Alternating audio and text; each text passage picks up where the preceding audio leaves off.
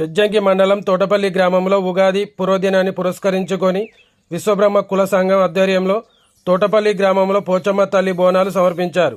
ఈ కార్యక్రమానికి ముఖ్య అతిథిగా మాజీ సర్పంచ్ బోయినపల్లి నరసింహారావు మాట్లాడుతూ గ్రామంలో పాడి పంటలు మంచిగా పండాలని, వర్షాలు కురవాలని, గ్రామ ప్రజలు ఆయు ఆరోగ్యాలతో సుఖ సంతోషాలతో ఉండాలని వారు అమ్మవారికి బోనాలు సమర్పిస్తున్నారని వారు అన్నారు. ఈ కార్యక్రమంలో విశ్వబ్రహ్మ సంఘం నాయకులు, ప్రజాప్రతినిధులు, కుల పెద్దలు, మహిళలు, యువకులు